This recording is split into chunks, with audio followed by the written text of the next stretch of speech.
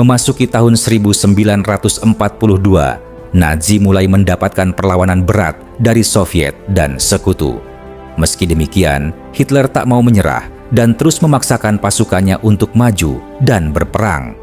Di Asia Pasifik, Amerika Serikat terus berjuang menghentikan pergerakan pasukan Jepang yang mulai menerapkan strategi kamikaze atau serangan pesawat bunuh diri.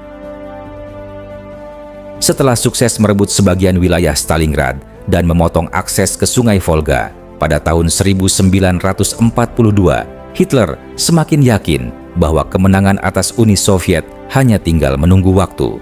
Dia berdiri di hadapan rakyat Jerman dan menyampaikan pidato penuh semangat, menyatakan bahwa Soviet hanya menyisakan kota-kota kecil yang sebentar lagi akan runtuh. Namun, satu hal yang tidak disinggung Hitler dalam pidatonya, Nazi tidak sepenuhnya menguasai Sungai Volga. Kenyataannya, pasukan Soviet masih bisa berlalu lalang mengirim bantuan. Keuntungan Soviet semakin besar ketika bantuan dari Amerika mulai datang secara rutin melalui jalur Land-Rich-List. Kapal-kapal pengangkut dari sekutu berhasil menembus ancaman kapal selam U-boat Jerman yang mulai kehilangan efektivitasnya karena teknologi anti kapal selam sekutu semakin canggih. Pada musim dingin 1942, Soviet mengalami kelebihan persenjataan. Dari mulai jeep, tank, pesawat tempur, bahkan logistik seperti makanan kaleng mulai membanjiri front timur. Sementara itu, sekutu di Afrika Utara malah sedang tidak baik-baik saja. Nazi Korps Afrika yang dipimpin oleh Jenderal Rommel sedikit lagi mencapai terusan Suez untuk memotivasi sekutu. Pada Oktober 1942, Churchill berkunjung ke Mesir dan tak lama setelahnya pecahlah pertempuran besar di El Alamein. Dalam pertempuran inilah untuk pertama kalinya sekutu berhasil memukul mundur pasukan Nazi di Afrika. Churchill kemudian berbicara di hadapan publik. Dia menyebut kemenangan di Alamein bukan sebagai akhir dari perang, tetapi sebagai awal dan akhir kejayaan Nazi. Pernyataan ini bukan hanya ditunjukkan untuk rakyat Inggris, tapi juga sebagai pukulan psikologis bagi Hitler yang selama ini membangun citra tak terkalahkan di hadapan rakyat Jerman. Strategi besar selanjutnya, sekutu menyebar pasukannya ke berbagai wilayah untuk mengurung Nazi dan menghentikan perluasan jajahannya. Salah satunya mengirim pasukan ke Afrika Barat Laut, tepatnya ke wilayah Maroko dan Aljazair. Namun di sana, sekutu mendapatkan perlawanan dari pasukan Prancis Vichy, pemerintah boneka yang mendukung Nazi. Pertempuran sengit pun pecah di laut dan darat. Tapi, pada akhirnya, sekutu berhasil memukul mundur pasukan Vichy setelah pertempuran intens di wilayah pesisir. Di saat bersamaan, Jenderal Charles de Gaulle, pemimpin Prancis merdeka, menyampaikan himbauan kepada sesama warga Prancis di Afrika. Dalam pidatonya, ia meminta pasukan Prancis Vichy di Maroko dan Aljazair untuk tidak melawan sekutu, melainkan bersatu demi masa depan kemerdekaan Prancis. Tak lama setelah itu, Jenderal Duy-en-Hauer berhasil menjalin kesepakatan dengan Jenderal François Darlan dari Vichy. Hasilnya, pasukan Prancis Vichy di Maroko dan Aljazair berbalik arah dan kini mendukung sekutu. Langkah ini membuat Hitler marah. Dia langsung memerintahkan pasukannya yang ada di Mesir dan Libya untuk mundur ke Tunisia. Tujuannya mempertahankan garis pantai supaya sekutu tidak bisa menguasai Afrika Utara sepenuhnya. Di sisi lain, Hitler juga memerintahkan invasi ke Prancis Selatan, wilayah yang langsung berbatasan dengan Laut Mediterania yang sebelumnya dikuasai oleh pemerintah Prancis Vichy. Target utama Nazi adalah armada kapal perang Prancis yang bersandar di pelabuhan Mediteran. Tapi sebelum sempat direbut, kapal-kapal itu dihancurkan oleh prajurit Vichy sendiri. Mereka memilih menenggelamkan armadanya daripada melihat jatuh ke tangan Nazi ataupun sekutu. Di Stalingrad, pasukan Nazi mulai lengah. Saat pertempuran mereda, banyak dari mereka malah bersantai menikmati kota yang pura-pura damai tanpa menyadari ancaman besar sedang mendekat. Mereka tidak tahu bahwa hanya beberapa kilometer dari posisi mereka, Soviet tengah menyiapkan kejutan besar. Tentara Merah diam-diam membentuk kekuatan besar. Lebih dari 1 juta tentara disiapkan untuk satu tujuan, yaitu mengepung dan merebut kembali Stalingrad. Di tanggal 19 November 1942, Soviet meluncurkan serangan kejutan. Ratusan peluncur roket yang diberi nama organ Stalin menghantam pertahanan luar Jerman. Tanpa memberi waktu untuk bernafas, Soviet mengirim gelombang tank dan infanteri dari utara dan selatan. Alhasil, hanya dalam 4 hari saja, pasukan Nazi yang berada di dalam Stalingrad terkepung total. Mereka terperangkap tanpa jalur pelarian. Di dalam kota, Jenderal Friedrich Paulus menerima perintah langsung dari Hitler untuk bertahan sampai titik darah penghabisan. Hitler berjanji bala bantuan akan segera dikirim dan logistik akan diterjunkan dari udara. Hari-hari pun berlalu, namun bantuan tak kunjung datang. Kiriman makanan dari udara sering jatuh ke tangan Soviet atau rusak sebelum sampai ke pasukan. Sementara itu, musim dingin semakin menggigit dan pasukan semakin menipis. Jenderal Paulus dan pasukannya yang tersisa mencoba tetap bertahan di reruntuhan Stalingrad walau tak tahu pasti bagaimana nasib mereka selanjutnya.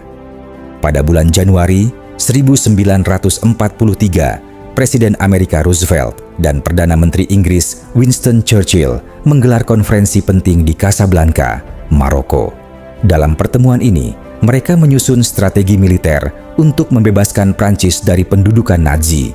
Namun, yang paling menentukan, mereka secara tegas menyatakan bahwa sekutu tidak akan menerima perundingan damai atau gencatan senjata apapun. Musuh, yaitu Jerman, Italia, dan Jepang, harus menyerah total tanpa syarat.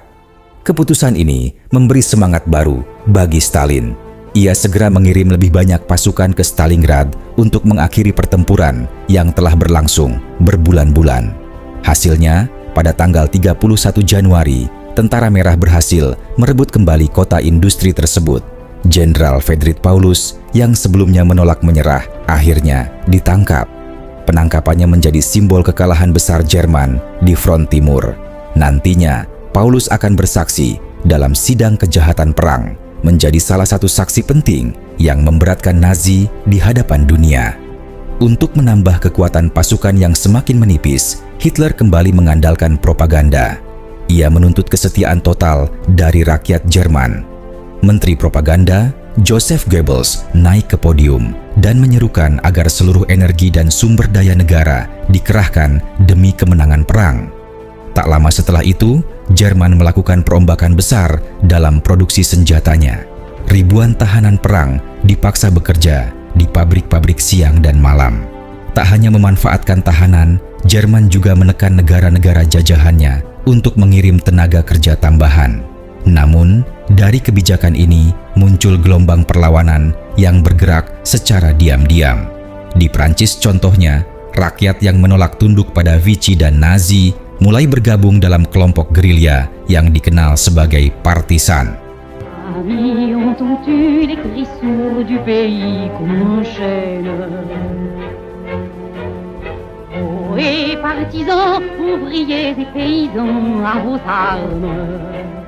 Tidak hanya rakyat di wilayah pendudukan, para tahanan Yahudi di ghetto Warsawa pun memilih melawan.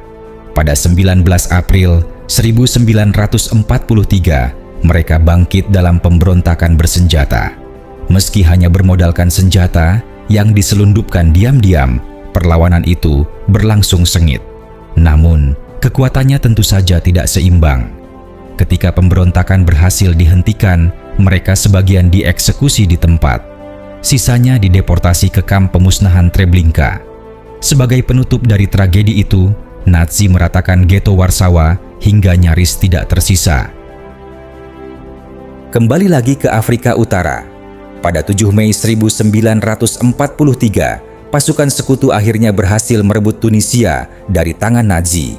Namun, saat kemenangan itu diraih, Jenderal Erwin Rommel, sosok paling berpengaruh dalam strategi Nazi di Afrika, diam-diam meninggalkan pasukannya dan kembali ke Jerman. Hanya 9 hari berselang pada 16 Mei, Korps Afrika Nazi secara resmi menyerah kepada sekutu. Sekitar 400.000 ibu tentara Nazi ditangkap lalu dikirim ke kem-kem tahanan di Kanada dan Amerika. Di sana, sebagian besar dipenjara, sementara sebagian lainnya dipaksa bekerja sebagai buruh tanpa upah. Sementara itu, di Berlin, Hitler baru saja merayakan ulang tahunnya yang ke-54 pada 20 April 1943. Tapi, di balik perayaan itu, tangan kirinya mulai tremor sebagai gejala awal dari penyakit Parkinson yang kelak semakin parah. Meski begitu, kondisi mentalnya sempat membaik setelah Jerman mengerahkan lebih banyak tentara baru dan berhasil menciptakan tank Tiger, kendaraan tempur berat yang dianggap sebagai mahakarya teknologi militer Nazi. Dengan kekuatan baru ini, Hitler meluncurkan operasi yang diberi nama Zitadelle, sebuah serangan besar-besaran ke wilayah Soviet. Inilah pertempuran tank terbesar dalam sejarah. Ada sekitar 2.700 tank Jerman berhadapan langsung dengan 3.600 tank Soviet. Meski tank Tiger menunjukkan kekuatan luar biasa di medan perang, pertempuran itu akhirnya dimenangkan oleh Soviet. Kemenangan ini berkat bantuan mesin pemecah kode Enigma milik Inggris. Soviet mampu membaca rencana Jerman sebelum serangan dimulai. Kekalahan ini menjadi pukulan telak bagi Hitler, bukan hanya secara militer, tetapi juga secara psikologis. Sejak saat itu, strategi Nazi tak lagi agresif menyerang, melainkan mulai membangun pertahanan, seolah menyadari bahwa perang akan berbalik arah. Pada bulan Agustus 1943, sekutu mendarat di Sisilia, Italia. Langkah ini bukan sekadar pembebasan wilayah. Ini adalah bagian dari strategi besar menuju jantung kekuasaan Nazi di Berlin lewat jalur darat dari selatan Eropa. Mengetahui bahaya ini, Hitler segera mengirim pasukan balasan untuk mempertahankan Italia. Tapi, situasi berubah drastis ketika Benito Mussolini, sekutu utama Hitler, dilengsarkan dari kekuasaan dan ditangkap pada 11 September 1943. Tanpa pemimpin fasis di puncak pemerintahan baru Italia memilih mundur dari poros dan bergabung dengan sekutu. Namun, Hitler segera memerintahkan misi penyelamatan dan berhasil membebaskan Mussolini dari penjara. Setelah itu, Mussolini diberi kekuatan militer baru untuk membentuk pemerintahan boneka di wilayah utara Italia yang masih dikuasai oleh Nazi. Akibatnya, Italia pun terpecah menjadi dua. Satu sisi pemerintahan baru yang pro-sekutu, dan sisi lainnya rezim fasis yang didukung penuh oleh Nazi.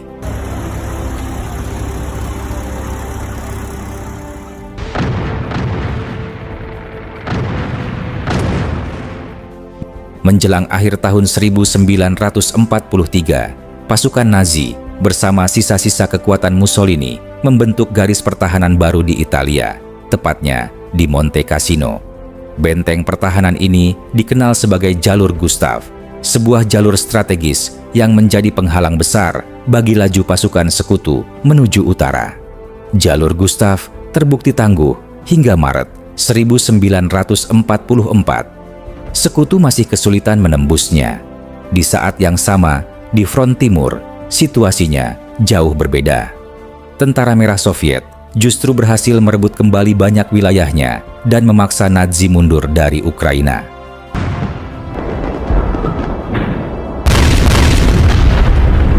Di bulan Meinya, di Jalur Gustav, Jenderal Yuin dari Prancis menemukan satu celah, sebuah tebing terjal bernama Garigliano, yang dianggap Nazi mustahil dilalui oleh sekutu.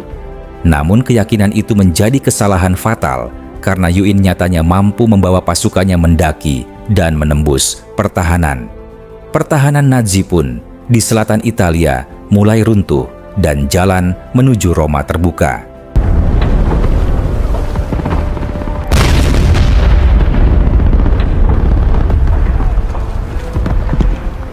Di tanggal 5 Juni, sekutu akhirnya berhasil merebut Roma.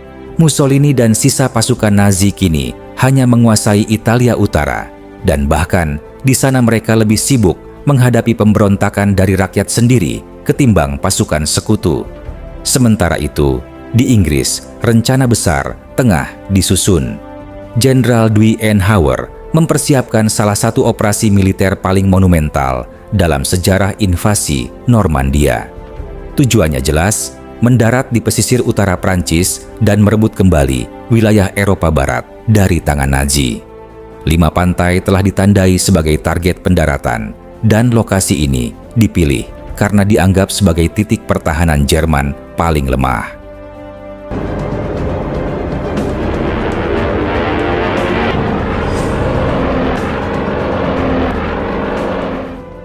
Pada malam 5 Juni 1944, langit Normandia dipenuhi oleh ribuan pasukan parasut yang diterjunkan dari udara.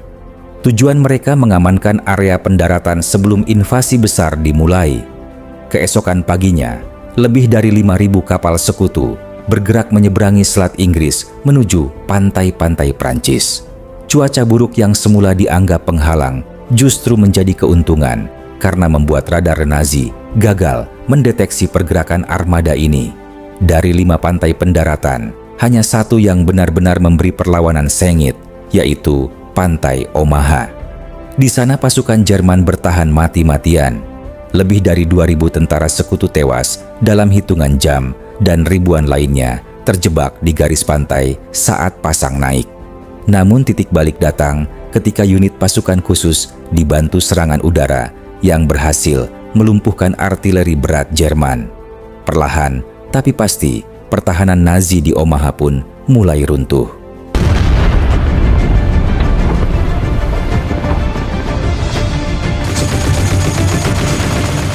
Di 4 pantai lainnya, perlawanan relatif lebih ringan.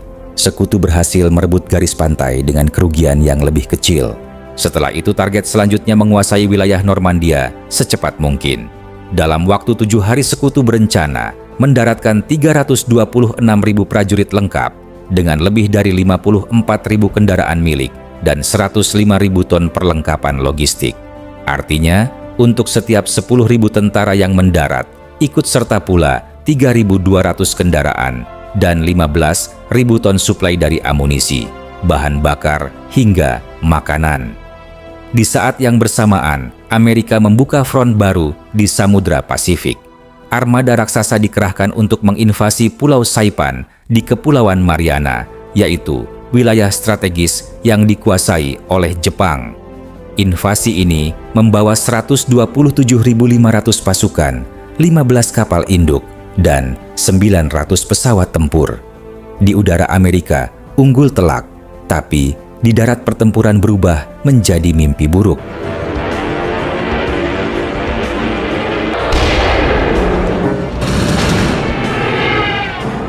Meski terus terdesak, pasukan Jepang bertahan habis-habisan. Hasilnya 15.000 tentara Amerika gugur. Sementara dari Jepang, jumlahnya mencapai 27.000 prajurit. Sementara pertempuran darat di Normandia masih berlangsung sengit, Nazi mulai meluncurkan senjata barunya, roket V1, sebuah rudal jelajah pertama di dunia yang menjadi simbol baru dari teror udara. Dalam kurun waktu 8 bulan, hampir 20.000 roket V1 diluncurkan ke arah Inggris dan sejumlah kota besar di Eropa Barat. Dari sekutu mereka membalas dengan menyerang Jerman siang dan malam. Pesawat Amerika membombardir di siang hari, sementara pesawat Inggris melanjutkan di malam hari. Serangan ini berlangsung tanpa henti dan menewaskan sekitar 600.000 warga sipil dan menghancurkan lebih dari 7 juta rumah. Meski kehancuran terjadi di mana-mana, Hitler tetap berisi keras untuk melanjutkan perang. Dia menolak realita kekalahan dan terus memaksa pasukannya bertahan. Di tengah keputusasaan itu, sekelompok perwira tinggi merencanakan pembunuhan terhadapnya. Pada Juli 1944, sebuah bom meledak di bawah meja tempat Hitler duduk saat konferensi militer. Namun upaya ini gagal karena meja kayu tebal membelokkan daya ledak dan malah menewaskan orang lain. Sedangkan Hitler hanya luka ringan. Hitler yang marah pun menangkap 5.000 orang. 200 diantaranya dieksekusi dan keluarga mereka dideportasi. Jenderal Erwin Rommel yang diketahui mendukung rencana kudeta dipaksa memilih diadili sebagai pengkhianat atau bunuh diri. Dia pun memilih mengakhiri hidupnya, sebuah akhir tragis bagi jenderal paling dihormati di Jerman. Di front timur, pasukan Soviet terus menunjukkan kemajuan besar. Tentara Merah berhasil merebut Minsk dan kini bergerak cepat menuju Danzig, kota penting terakhir sebelum memasuki wilayah Jerman. Dalam 2 bulan terakhir saja, mereka berhasil menghancurkan 17 divisi pasukan Nazi, sekaligus menandai kemunduran besar bagi Jerman di timur.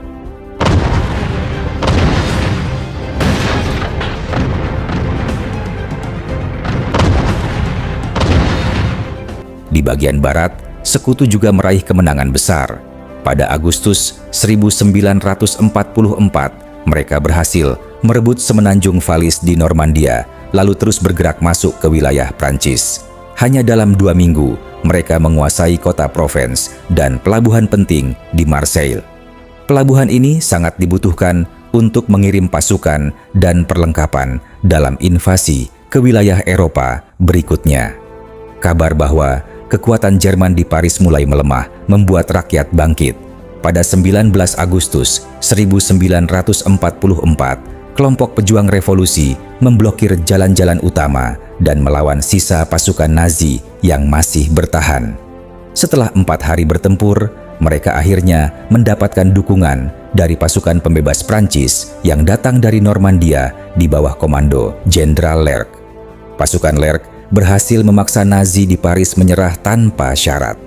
Tak lama kemudian, Jenderal Charles de Gaulle datang dan menyampaikan pidato legendaris yang membangkitkan kembali semangat. Paris outragé, Paris brisé, Paris martyrisé. Pada 20 Oktober 1944, pasukan Amerika Serikat mendarat di Filipina untuk memulai operasi pembebasan dari pendudukan Jepang. Di bawah komando Jenderal Douglas MacArthur, pertempuran sengit pun berlangsung selama 4 bulan. Meski Filipina akhirnya berhasil direbut kembali, ibu kota Manila mengalami kerusakan parah. Kota dari sedikit ibu kota di Asia yang hancur total akibat perang. Pembebasan Filipina menjadi titik penting dalam misi di Pasifik, sekaligus membuka jalan menuju penyerangan ke wilayah Jepang selanjutnya.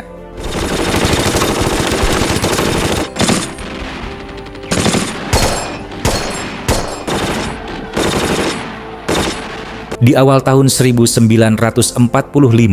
Tentara Merah Soviet mulai membebaskan kem-kem konsentrasi di wilayah Polandia yang sebelumnya dikuasai oleh Nazi. Salah satu yang paling mencolok adalah Auschwitz, kem terbesar yang pernah dibangun selama Holocaust. Di tempat ini, lebih dari 1 juta orang Yahudi dibunuh, yang sebagian besar melalui eksekusi di kamar gas. Di kem-kem lain, jutaan korban juga kehilangan nyawa akibat kelaparan, wabah penyakit, kerja paksa, dan juga perlakuan yang sangat kejam. Saat dibebaskan, hanya tersisa sekitar 200.000 tahanan, yang sebagian besar kondisinya itu juga sangat lemah. Di jalur kereta api, pasukan Soviet juga berhasil menghentikan beberapa rangkaian kereta yang sedang mengangkut tahanan menuju kem-kem pemusnahan. Meskipun pada saat itu situasi militer Jerman semakin terdesak, kebijakan genosida terhadap orang Yahudi tetap dipertahankan. Bahkan, faktanya, pengiriman tahanan ke kem prioritaskan dibandingkan distribusi logistik militer.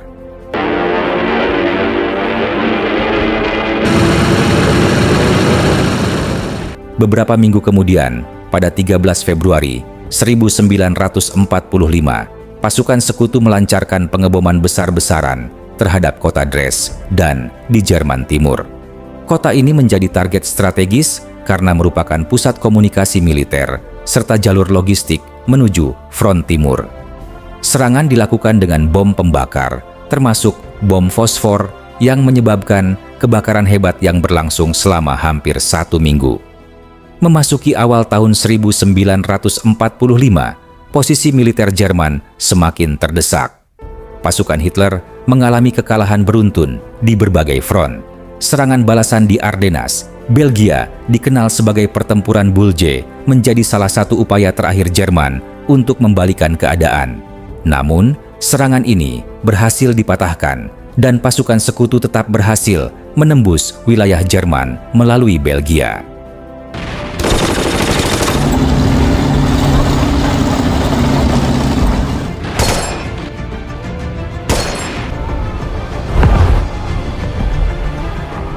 Di sisi timur, Tentara Merah Soviet juga terus bergerak maju dan mulai memasuki wilayah Jerman. Serangan ini memicu eksodus besar-besaran warga sipil Jerman yang melarikan diri ke arah barat. Mereka menghindari pertempuran dan balas dendam pasukan Soviet. Di tengah situasi ini pada 4 Februari 1945 diadakan konferensi Yalta di Semenanjung, Crimea. 3 pemimpin utama hadir: Franklin D. Roosevelt dari Amerika Serikat, Winston Churchill dari Inggris, dan Joseph Stalin dari Uni Soviet. Konferensi ini bertujuan untuk menentukan masa depan Eropa pasca perang, termasuk membujuk Stalin agar tidak menguasai seluruh wilayah yang berhasil dibebaskan oleh Soviet. Selain itu dibahas juga rencana pembentukan Perserikatan Bangsa-Bangsa, yaitu PBB. Meski tampak bersatu melawan Nazi, hubungan antara Sekutu Barat dan Soviet mulai menunjukkan ketegangan. Perbedaan pandangan soal pembagian wilayah dan pengaruh politik di Eropa Timur menjadi awal dari konflik ideologis yang kemudian dikenal sebagai Perang Dingin. Ketika posisi Jerman mulai runtuh di awal tahun 1945, Amerika mengalihkan fokus penuh ke medan Perang Pasifik untuk mempercepat kekalahan Jepang. Salah satu titik kunci dalam strategi ini adalah Pulau Iwo Jima. Pada 19 Februari, pasukan mariner Amerika memulai invasi ke Iwo Jima dalam operasi pendaratan besar-besaran.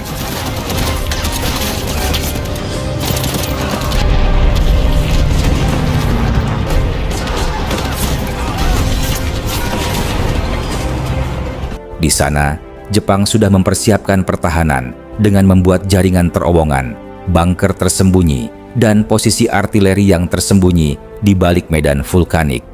Tidak seperti strategi pertahanan pantai terbuka yang biasa mereka gunakan, pasukan Jepang kini memilih bertahan di dalam tanah, sehingga proses perebutan pulau pun menjadi lambat dan mematikan.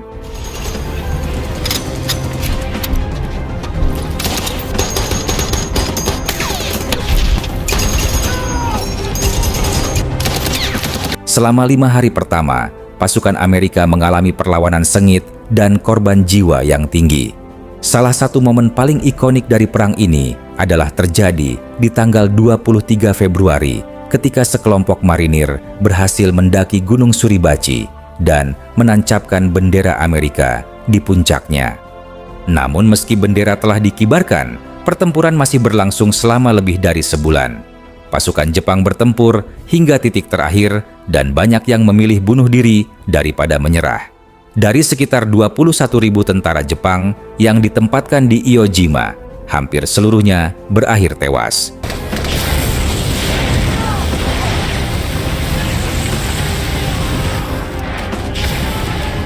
Setelah berhasil merebut Iwo Jima, Amerika segera mengubahnya menjadi pangkalan udara strategis. Dengan dukungan logistik yang kini semakin kuat, Sekutu mulai meningkatkan intensitas serangan udara. Mereka tidak lagi mengandalkan bom fosfor seperti di Dresden, melainkan menggunakan jenis bom baru bernama napalm yang mengandung bahan bakar cair yang ketika dijatuhkan menyebar dan membakar permukaan dengan suhu tinggi. Pada malam 9 Maret 1945, sebanyak 334 pesawat B-29 terbang rendah di atas Tokyo dan menjatuhkan sekitar 17.000 ton bom napal. Serangan ini menimbulkan kebakaran masif dan diperkirakan lebih dari 100.000 orang tewas dalam satu malam. Memasuki pertengahan April 1945, situasi militer Jerman berada di titik terendah. Pasukan Soviet semakin mendekati Berlin dari timur, sementara Sekutu dari barat telah menembus wilayah Jerman. Pada 17 April, artileri dan peluncur roket Soviet mulai membombardir Berlin secara intensif sebagai awal dari pengepungan ibu kota. Di tengah kehancuran itu, Hitler tetap bertahan di dalam bunker bawah tanah. Ia menolak menyerah dan memerintahkan pasukannya untuk terus bertempur. 3 hari kemudian, pada 20 April, tepat di ulang tahunnya yang ke-56, Hitler muncul ke permukaan untuk menyapa sekelompok anggota Hitlerjugend. Pasukan muda yang direkrut dan didoktrin sejak dini untuk setia kepada Nazi. Para pemuda itu kemudian dikirim ke garis depan untuk bertempur melawan pasukan sekutu yang terus mendekat dari arah barat. Pada tanggal 25 April, pasukan Amerika dan Soviet bertemu di kota Torgo di tepi sungai Elbe. Pertemuan ini menjadi titik bersejarah, menandai pertemuan dua kekuatan besar yang telah lama berperang dari arah berlawanan. Di depan kamera, para tentara berjabat tangan dan berpose bersama seolah-olah menggambarkan persatuan. Namun di balik itu ada ketegangan politik. Bendera dan foto Stalin dipajang dalam ukuran besar, sementara potret Roosevelt lebih kecil dan dipasang dengan pita hitam sebagai tanda duka atas wafatnya pada 12 April. Ketegangan antara Sekutu Barat dan Uni Soviet tidak hanya terlihat dalam simbol-simbol politik saja, tetapi juga tercermin jelas dalam perbedaan strategi militer menjelang akhir perang. Salah satu perdebatan paling mencolok terjadi antara dua jenderal penting Amerika Serikat, George S. Patton dan Dwight Eisenhower. Patton yang dikenal dengan gaya agresifnya mendorong agar pasukan Amerika bergerak cepat ke Berlin dan merebut ibu kota Jerman sebelum tentara Soviet tiba. Menurutnya, penguasaan Berlin akan memperkuat posisi politik Amerika dalam perundingan pasca perang.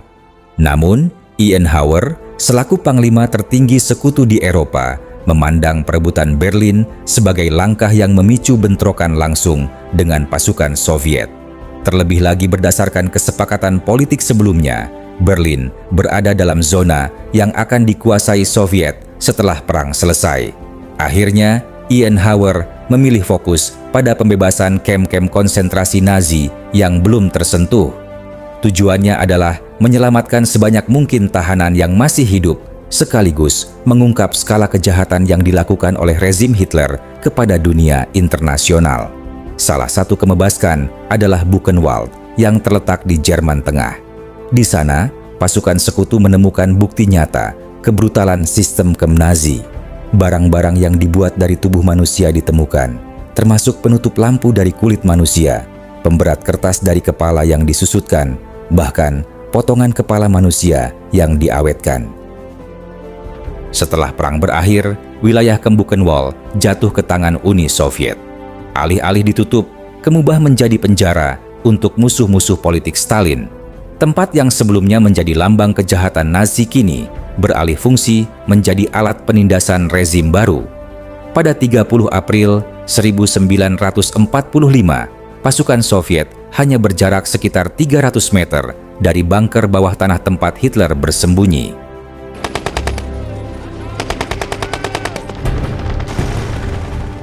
Meskipun kota telah dikepung, perlawanan pasukan Nazi tetap sengit hingga saat-saat terakhir. Di tengah kekacauan itu, Hitler menikahi kekasihnya Eva Braun, dan tak lama setelah itu, dia membunuh Blondie, anjing kesayangannya. Beberapa jam kemudian, Eva bunuh diri dengan menelan pilisian, sementara Hitler menembak dirinya sendiri di kepala. Jenazah mereka pun dibakar oleh para pengawal sesuai perintah Hitler agar tidak jatuh ke tangan musuh. Namun, sisa-sisa pembakaran ditemukan dan diamankan oleh pasukan Soviet yang kemudian menyembunyikan informasinya demi alasan politik. Di hari-hari berikutnya, Menteri Propaganda Nazi Joseph Goebbels dan istrinya Magda juga memilih bunuh diri. Sebelum itu, Magda terlebih dahulu meracuni 6 anak mereka yang masih kecil. Pasangan ini dikenal sebagai pengikut fanatik Hitler dan menganggap kekalahan Nazi sebagai akhir dari segalanya. Keruntuhan Nazi memicu gejolak di berbagai wilayah Eropa. Di Italia, diktator Benito Mussolini yang sebelumnya ditangkap dan dibunuh oleh kelompok partisan tubuhnya dipajang terbalik di pusat kota Milan bersama kekasihnya Clara Petacci. Jerman pun secara resmi menyerah pada 8 Mei 1945. Hari itu dikenang sebagai Victory in Europe Day, tanda berakhirnya Perang Dunia II di benua Eropa. Namun, di sisi lain, dunia perang masih belum berakhir. Di Pasifik, militer Jepang tetap melakukan perlawanan sengit.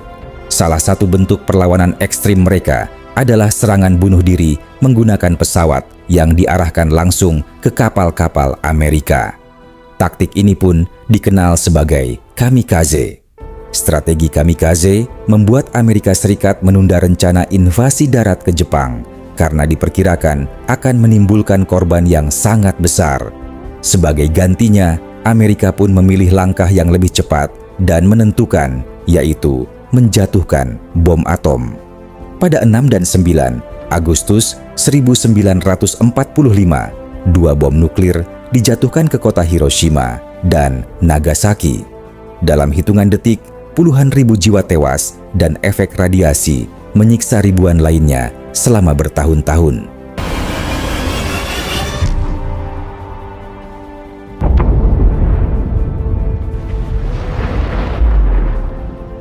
Tidak lama setelah itu, pada 2 September 1945, Jepang menyatakan menyerah tanpa syarat. Penandatanganan resmi dilakukan di atas kapal perang USS Missouri di Teluk Tokyo. Kemudian Perang Dunia II pun berakhir secara global. Perang Dunia II berakhir menyisakan penderitaan dan perubahan besar dalam sejarah umat manusia. Lebih dari 70 juta nyawa melayang, kota-kota hancur, dan luka kemanusiaan terbuka lebar di seluruh penjuru dunia. Kekalahan Jerman dan Jepang menandai berakhirnya 2 rezim totaliter yang paling brutal dalam sejarah modern. Namun perang ini juga meninggalkan jejak yang panjang sekaligus membuka babak baru, yaitu Perang Dingin.